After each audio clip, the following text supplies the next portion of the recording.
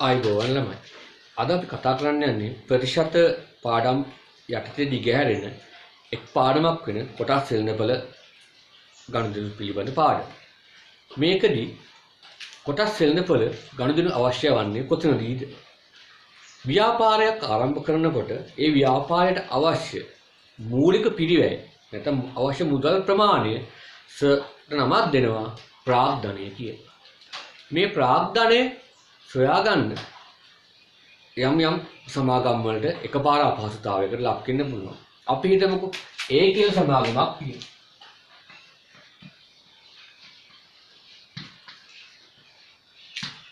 මේ සමාගමේ ප්‍රාග්ධනය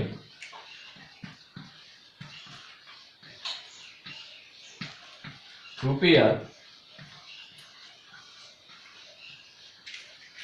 මිලියනයක් කියලා හිතමු. ඒ කියන්නේ සමාගමේ ප්‍රාග්ධනය රුපියල් මිලියනයක්. ඒ කියන්නේ මෙයාගේ මේ සමාගම ලාභයක් සඳහා මේ සමාගමක් ආරම්භ කරන ලාභ පීමක් සඳහා මේ සමාගමේ අපි හිතමු නිෂ්පාදනයක් කරනවා කියලා යම් අයිස්ක්‍රීම් නිෂ්පාදනයක් කරන සමාගමක් කියලා හිතමු. මේ සමාගම ආරම්භ කිරීම සඳහා මෙයාට ප්‍රාග්ධනීය විදියට රුපියල් මිලියනයක් අවශ්‍යයි. මේ මිලියනේ මෙයාට යොදවන්න බෑ. අපිට සංකල්පය ඉන්නේ කාට හරි. අපි හිතමුකෝ ඒකෙන් සමාගමේ අයිතිකාරයා අමල්ට රුපියල් මිලියනයක් අවශ්‍යයි මේ සමාගම ආරම්භ කරගෙන යන්න. එතකොට අමල් මොකද කරන්නේ? මේ මිලියනේ යාගාව නැත්තම් මේ මිලියනේ හොයා ගන්නවා. මේ මිලියනේ හොයා ගැනීම සඳහා මෙයා මොකද කරන්නේ? මේ මිලියනේ කොටස් වලට බෙදලා. මේ මිලියනේ කොටස් වලට බෙදලා මේ මිලියනේ එක් කොටසක් සඳහා යම්කිසි වටිනාකමක් එනවා. අපි හිතමුකෝ මේ ප්‍රාග්ධනය හොයන්න අමල් මෙයාව බෙදනවා කොටස් 10000කට බෙදනවා කියලා හිතමු. මේ කොටස් 10000කට බෙදුවට පස්සේ මේ ප්‍රාග්ධන මුදල එක් කොටසක් සඳහා වටිනාකමක් එනවා. අමල් කරන්නේ එයාගේ සමාගම ඒකෙන් සමාගම අමල් මේ කොටස් ටික අරගෙන ගිහිල්ලා විකුණනවා වෙළඳපොලේ. අන්නේ විකුණන වෙළඳපොළට කියනවා කොටස් වෙළඳපොළ කියලා. එතකොට කොටස් වෙළඳපොළ කියන සංකල්පය ඔබට පැහැදිලි ඇති. සමාගමකට අවශ්‍ය ප්‍රාග්ධනය සොයා ගැනීම සඳහා මොකද කරන්නේ? එයා ඒ ප්‍රාග්ධනය කොටස් වලට බෙදලා වෙළඳපොළට නිකුත් කරනවා. අපි හිතමු මේ කොටසක් වෙළඳපොළට යන මිල අපි බලමු. මොකක්ද? කොටසක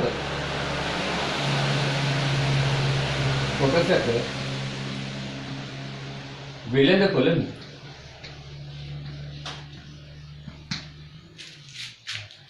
අමල්ට ප්‍රාග්ධනයේ රුපියල් මිලියනයක් අවශ්‍යයි. කොටස් ගාන 10000යි. අපි හොයා ගන්න ඕනේ කොටසක වෙළඳපොළ මිල. මේ මිලියනය කොටස් කීයකට බෙදන්න ඕනද? 10000කට බෙදපුවාම එක් කොටසක් සඳහා වටිනාකමක් එනවා. එයා තමයි වෙළඳපොළ විකුණන්නේ. ඒකින්ද එයාට කියනවා කොටසක වෙළඳපොළ මිල කියලා. එහෙනම් රුපියල් මිලියනය කොටස් 10000කට බෙදන්න. කොටස් 10000කට බෙදන්න. ඔව්. 10000න් බෙදුනහම වටිනාකම වෙනවා රුපියල් 100ක් කියලා. එහෙනම් අමල්ගේ සමාගමේ කොටස් වෙළඳපොළ මිලේ කොටස් වෙළඳපොළේ විකිනෙන්නේ රුපියල් කීය බැගින්ද?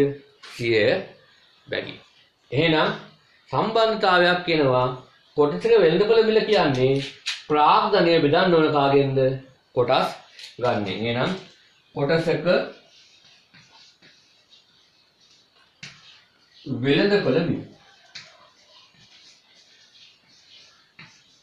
කියලා කියන්නේ ප්‍රාග්ධනය කියන එක කෙනා බෙදන්න ඕන කොටස් ගන්න.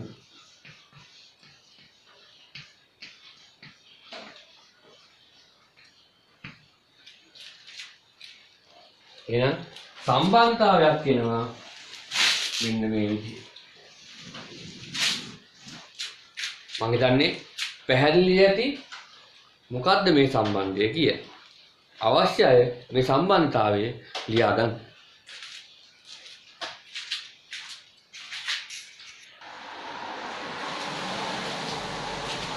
හරි.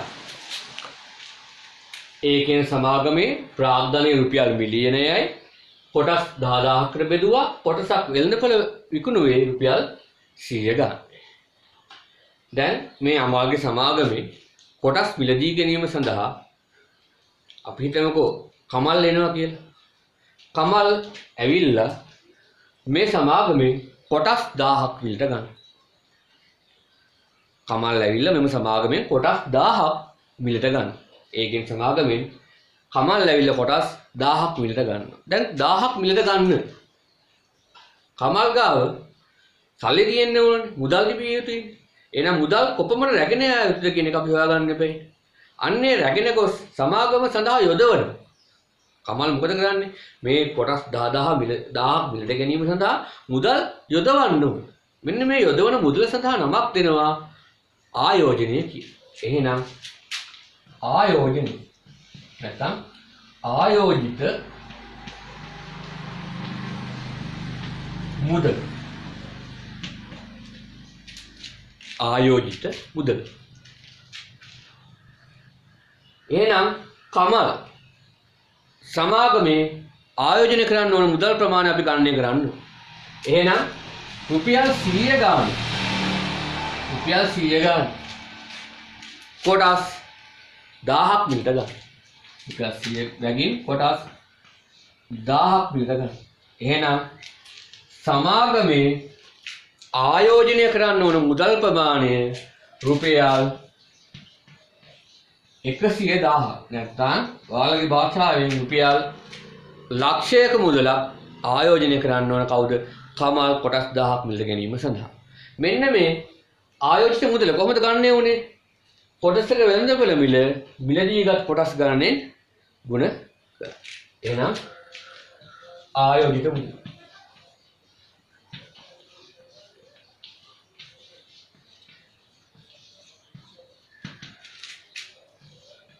කොටසක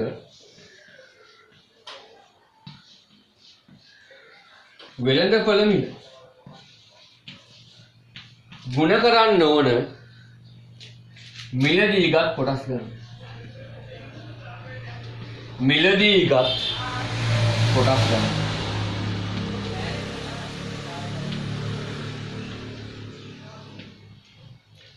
නැත්නම් ගත් කොටස් ගන්න.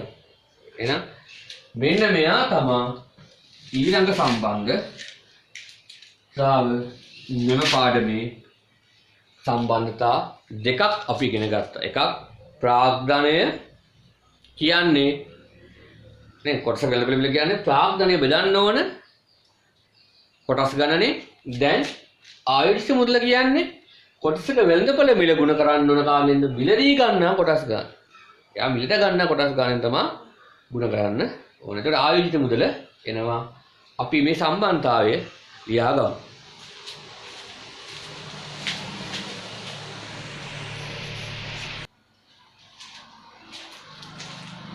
හරි. අපි ඒකෙන් සමාගම ප්‍රාග්ධනයේ රුපියල් මිලියනයක් එයාගේ සමාගමේ කොටස් 10000කට බෙදලා ප්‍රාග්ධනය වෙළඳපොළ විකුණුව රුපියල් 100 බැගින් මොකද කරේ? කමල් රුපියල් ලක්ෂයක් ආයෝජනය කළා කොටස් කීයක් මිලදී ගැනීම සඳහාද? 1000ක් මිලදී ගැනීම සඳහා. එතකොට මේ කමල්ට මෙන්න මේ ඒ සමාගමේ හිමිකාරීත්වයක් ලැබෙනවා. එයාට මේ සමාගමේ යම් කොටස් ප්‍රමාණයක් හිමි. එහෙනම් අපිට යම් අවස්ථාවකදී අහන්න පුළුවන් සමාගම් හිමිකාරීත්වය ප්‍රතිශතයක් ලෙස ඉදිරිපත් කරන්න කියලා. අපෙන් අහන්න පුළුවන් සමාගම් හිමිකාරීත්වය ප්‍රතිශතයක් විදිහට ඉදිරිපත් කරන්න කියලා. එහෙනම් සමාගම් හිමිකාරීත්වය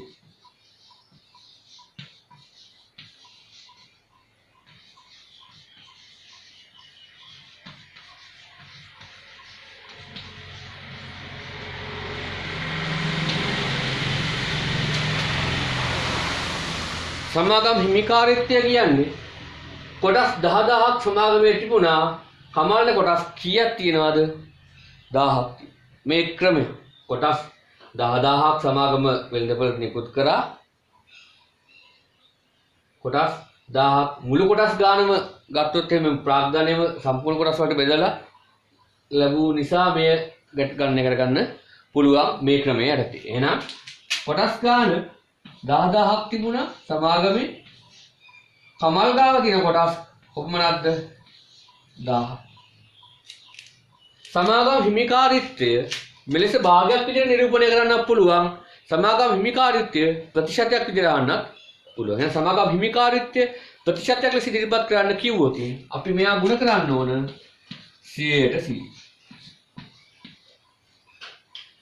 මෙයා සුළු වුණාම එනවා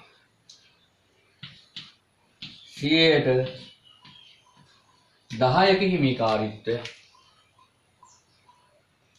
මෙයා සුළු වුණාම 10%ක හිමිකාරීත්වයක් එනවා. එහෙනම් මොකක්ද සමාගම් හිමිකාරීත්වය කියලා කියන්නේ? මුළු කොටස් ගන්නට එයා මිලදීගත් කොටස් ගන්න භාගයක් විදිහට ඉදිරිපත් කරලා එය 100%ෙන් ගුණ කරපුවාම ලැබෙනවා. මේ තමයි මොකද්ද? සමාගම් හිමිකාරීත්වය. නැතිනම් මේ සමාගම් හිමිකාරීත්වය අපිට ගණනය කරගන්න පුළුවන්. එයාගේ සමාගමේ ප්‍රාග්ධනයෙන් රුපියල් මිලියනයක් එයා ආයෝජිත කළ නැත්නම් ආයෝජනය කරපු මුදල රුපියල් ලක්ෂයක්. එහෙනම් මිලියනයට ලක්ෂයක් නම් 100%ෙන් ගුණ කරපුවාම එවිට ලැබෙන්නේ සමාගම් හිමිකාරීත්වය. එහෙනම් යම් තාක් දුරට මම හිතන්නේ පැහැදිලි ඇති ඔයාලට අපි මේ කියන කතන්දරයේ ඇතුලේ මොකද්ද ප්‍රාග්ධනය කියන්නේ? මොකද්ද කොටස් ගන්න කියන්නේ? කොටසක වෙළඳපොළ මිල කියන්නේ මොකද්ද? ආයෝජිත මුදල කියන්නේ මොකද්ද? මිලදීගත් කොටස් ගන්න කියන්නේ මොකද්ද? සමාගම් හිමිකාරීත්වය කියන්නේ මොකද්ද? එහෙනම් යම් සම්බන්ධතා කිහිපයක් අපි ඉගෙන ගත්තා. අවශ්‍ය දේ පිළිගමු.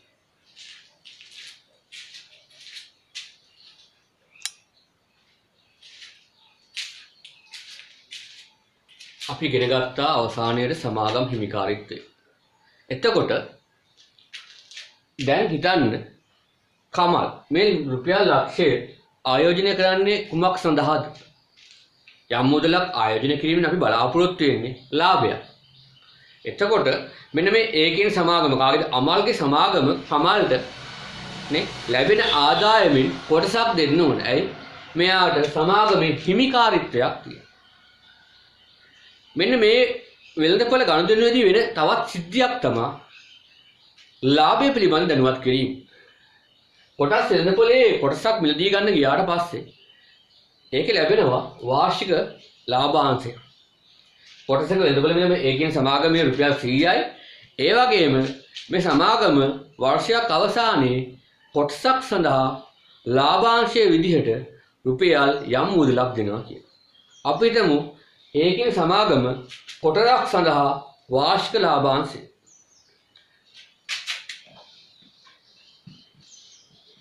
කොටසකට ලාභාංශය මේ කොටසකට ලාභාංශය ගෙවන්නේ වාර්ෂිකව. අපි හිතමු කමල් බැංකුවක තැන්පත් කරා නම් මේ මුදල සඳහා බැංකුවේ යම්කිසි පොලි අනුපාතිකයකට මේ මුදල සඳහා පොලියක් ගෙවන්න පුළුවන්. හැබැයි මේක කියවිලා නැහැ පොලියක් සම්බන්ධ. මෙයාගේ ලාභාංශයක් විදිහට තමයි මෙයා ගෙවන්නේ.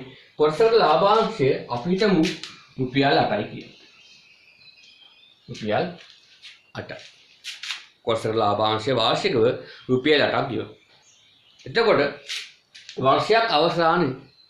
වර්ෂයක් අවසානයේ මේ රුපියල් 100 බැගින් මිලදීගත් කොටසක් සඳහා ලාභාංශ රුපියල් 8ක් ලැබෙනවා.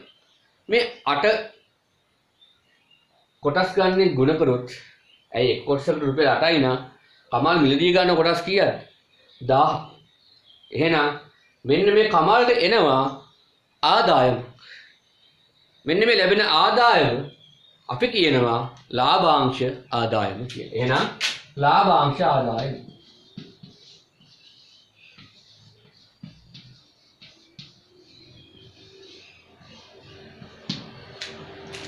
ලාභාංශ ආදායම ගණනය කරගන්න වෙන්නේ කොටසකට ලාභාංශය රුපියල් 8යි කොටස් ගන්න 1000යි. එකට රුපියල් 8 ගානේ කොටස් 1000කට රුපියල් 8000ක මුදලක් ලාභාංශ ආදායම ලැබෙනවා. එහෙනම් ලාභාංශ ආදායම ගණනය කළේ කොහොමද? කොටසකට ලාභාංශය මිලදීගත් කොටස් ගණනේ මොකද කරේ? ගුණ කරා. එහෙනම් ලාභාංශ ආදායම කියලා කියන්නේ අලුත් සම්බන්ධතාව ලාභාංශ ආදායම. ලාභාංශ ආදායම කියලා කියන්නේ කොටසක ලාභාංශය.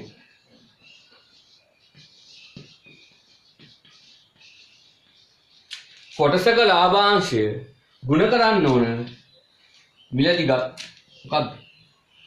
ගත් කොටස් ගන්න.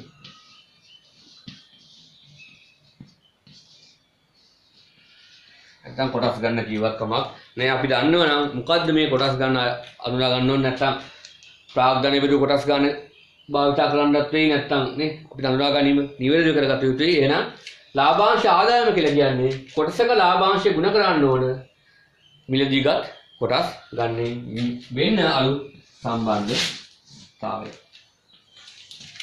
අපි සම්බන්ධතා කිහිපයක් ඉගෙන ගත්තා මේ පාඩමේ දැනට. ප්‍රාග්ධනය සහ කොටසක වෙළඳපොළ මිල අතර සම්බන්ධතාවය, සමාගම් හිමිකාරීත්වය, ඊළඟ ආයෝජිත මුදල සහ අනිත් සම්බන්ධතාව දැන් ඉගෙන ගත්තා. ලාභාංශ ආදායම අපි ඉගෙන ගත්ත විවිධ සම්බන්ධ ඇසුරෙන් කොහොමද ඉදිරිපත් කරන්න කියලා. මේ විවිධ සම්බන්ධතා වැදගත් වේවි ගැටළු විසඳීම සඳහා. අවශ්‍යයි මේ සම්බන්ධතාවය ලියා ගමු.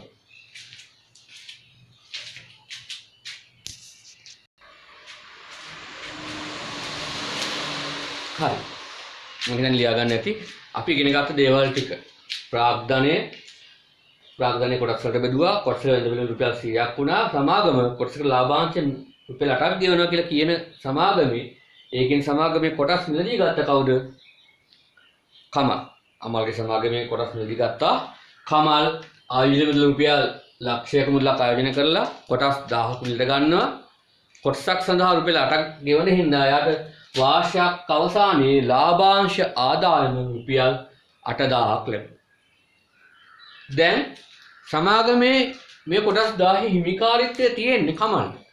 කමල්ට කරන්න පුළුවන් කැමති නම් තව අවුරුද්දක් අවසානයේ ලාභාංශ ආදායම රුපියල් 8000ක් ලැබුණා. එයාට ඕන නම් මේ අවුරුද්දේ දිවිසගත් කාලයක් තියෙනවා. මේ සමාගමේ යම් කාල සීමාවක් දෙනවා. අවුරුද්ද දෙකක් අවුරුද්දකින් පස්සේ කොටස් විකුණන්න පුළුවන්. අන්න අලුත් වචනයක් ආවා කොටස් විකිණීම. දැන් කොටස් වෙළඳපොලේ සමාගම කොටස් විකුණනවා. ඊට අමතරව මේ ගැනුම් කරුවටත් නැත්නම් කමල්ටත් පුළුවන් එයා මිලදී ගත් කොටස් ටික වෙළඳපොලේම නැවත විකුණන්න. එතකොට මේ කොටස් වෙළඳපොලේ විකුණනකොට වචන තුනක් එනවා. එයා ගත්ත මිල. ගත් මිල කොටසක් රුපියල් 100 ගාන තමයි කමල් ගන්න. කමල්ට මේ කොටසක් රුපියල් 100ටම විකුණන්න පුළුවන්. රුපියල් 100ටම විකුණන්න පුළුවන්. රුපියල් 100ටම විකුණුවා නම් ගත්ත මිලටම විකුණනවා නම් මිලේ වෙනසක් වෙලා නැහැ. අන්න ගත් මිල රුපියල් 100. කමල් විකුණන්නේ රුපියල් 100ට නම්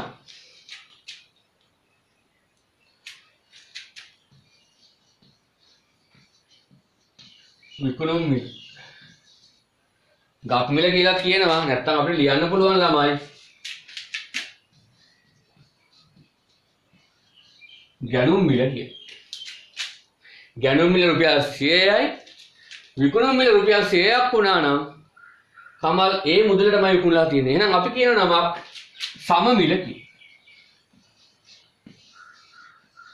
සම මිලට විකුණන රුපියල් 100ට රැගෙන රුපියල් 100ට විකුණන. කමල්ට මුදල් අවශ්‍යතාවයක් හදිසි. හැබැයි විකුණ ගන්න විදියක් නැහැ. එහෙනම් ඒ වෙලාවට කමල්ට තියෙන එකම වාසිදායක බව තමයි මොකද්ද? ගැනුම් මිලට වඩා විකුණුම් මිල අඩුවෙන් විකුණන එක.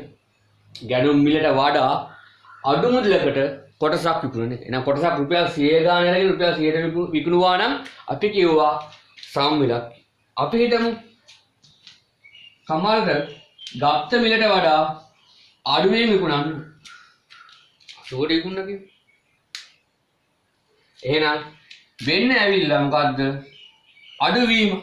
එහෙනම් අපි නමක් දෙනවා අවමිල කියලා. පැහැදිලි ඇති? ගැනුම් මිල රුපියල් 100ක් විකුණුම් මිල රුපියල් 100ක් වුණා නම් මිලවල් දෙක සමාන නිසා අපි කියනවා සම මිලක් ලැබුණා කියලා. ගැනුම් මිලයි විකුණුම් මිලයි අතර සම්බන්ධතාවය බැලුවොත් ගැනුම් මිල රුපියල් 100යි විකුණුම් මිල රුපියල් 80යි නම් අන්න අවමිලක් තියෙනවා කියලා කියන කොටස් දෙකද. එහෙනම් ඒකේ සමාගමේ කොටසක් කමල් විකුණනවා රුපියල් 110ක. ගත් මිලට වඩා විකුණුම් මිල වැඩි. එහෙනම් එයාට වැඩි වූ නිසා අපි කියනවා අධි මිලක් කියලා. නම් පැහැදිලි ඇති අධි මිල සම මිල සහ අවමිල කියන්නේ මොකක්ද කියලා. ලියාගමු අවශ්‍ය දේවල් ටික.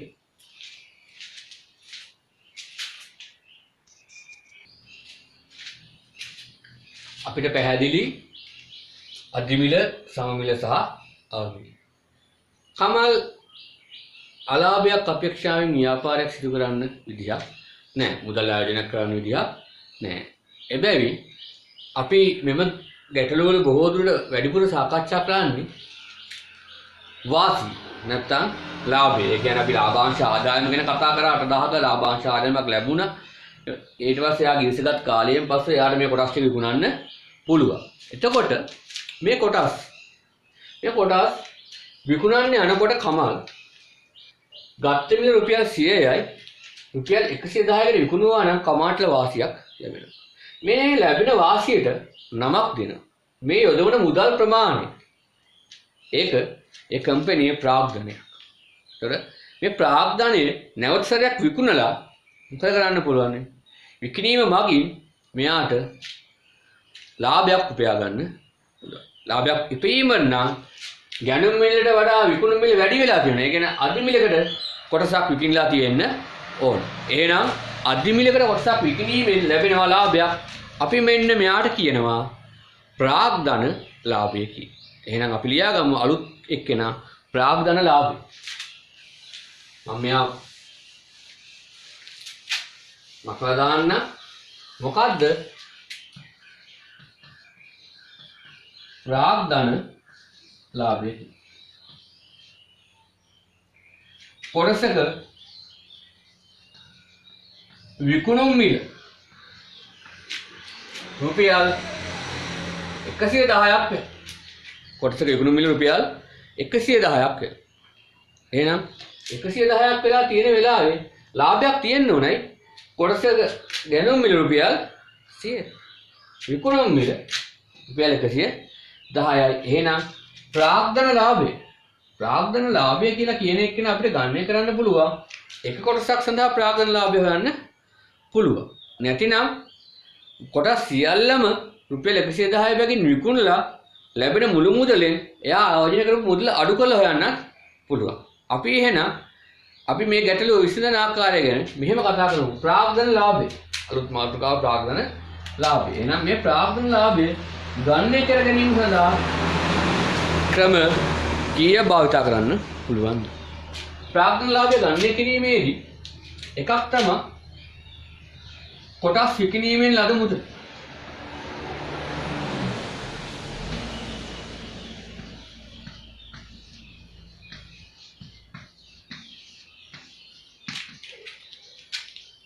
රුපියල් 110 බැගින් කොටස් 1000ම විකුණනවා කියලා හිතමු. කොටස් සියල්ලම විකුණනවා.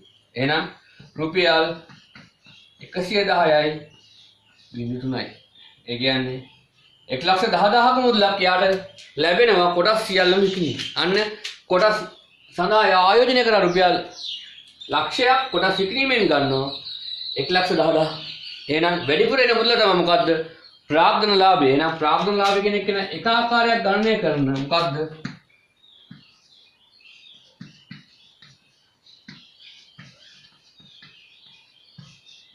රුපියල් මේ මුදලෙන් 110,000ක මුදලෙන් අඩු වෙනවා රුපියල් 110,000ක ආයෝජන කළ මුදල. එහෙනම් මෙතනින් ගෙනවා රුපියල් 10,000ක ලාභය.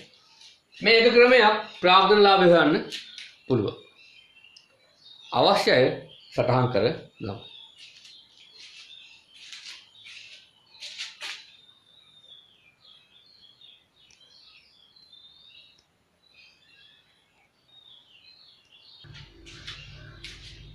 එහෙනම් ප්‍රාග්ධනලාභය සෙවිය හැකි එක් ක්‍රමයක් තමයි විකුණුම් මිල කොටස් ගාණෙන් ගුණ කරලා, ඒ කියන්නේ කොටස් වල විකුණනවා නම් කොටස් විකිණීමෙන් ලද මුදල සොයලා එයින් අඩු කරනවා ආයෝජිත මුදල. ඒ එක් ක්‍රමය.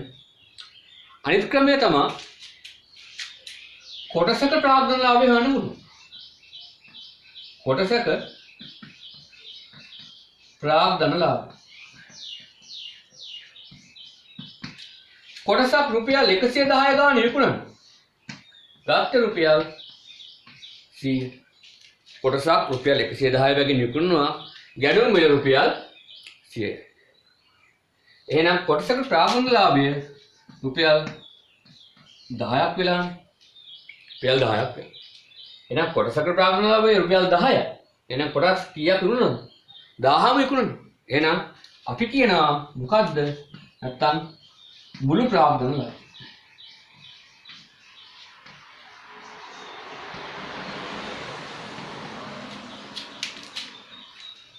රුපියල් 10 බැගින් ප්‍රාග්ධනලාභයක් එනවා කොටසකින්. එහෙනම් කොටස් කීයක්ද? 1000ක්. එහෙනම් 10 ව 1000ක් කියන රුපියල් නැවත එනවා 10000ක්. එහෙනම් එක ක්‍රමයක් තමයි ප්‍රාග්ධනලාභය හේුවේ ආයුක්ත මුදලයි කොටස් වල විකුණුම් මිලයි සම්බන්ධ කරගෙන. මෙන්න අනිත් ක්‍රමය කොටසක ප්‍රාග්ධනලාභය හොයලා අපිට හොයන්න පුළුවන් මුළු ප්‍රාග්ධනලාභය නැත්නම් ප්‍රාග්ධනලාභය කියන එක්කෙනාව. පැහැදිලි ඇති මේ පාඩම් පුරාවට විවිධ ගනුදෙනු සම්බන්ධතා ගොඩනැගුණා. ප්‍රාග්ධනය සහ කොටසක වෙළඳපොළ මිල අතර, ආයෝජිත මුදලයි කොටසක වෙළඳපොළ මිල අතර සම්බන්ධතාව, මිලදී ගන්න කොටස් ගණනයි ලාභාංශ ආදායමයි අතර සම්බන්ධතාවය. ඊළඟට අපි ඉගෙන ගත්තා ප්‍රාග්ධනලාභය කියන්නේ මොකක්ද කියලා. පැහැදිලි ඇති අපිට දැන් ප්‍රතිශත පාඩම් යටතේ කොටස් වෙළඳපොළ ගනුදෙනුවේ 10 වෙනි පාඩම 11 වෙනි 10 වෙනි පාඩමේ පළවෙනි අභ්‍යාසය සහ දෙවෙනි අභ්‍යාසයේ ගැටලු කතා කරගන්න පුළුවන්. මම හිතන්නේ පැහැදිලි ඇති මොකද්ද මේ කොටස් වෙළඳපොළ ගනුදෙනුවේදී වෙන්නේ කියලා. අපි ඊළඟ වීඩියෝ එකකින් හමු වෙමු. අදාළ විවිධ ගැටලු කොහොමද විසඳන්නේ කියන එක බලන්න.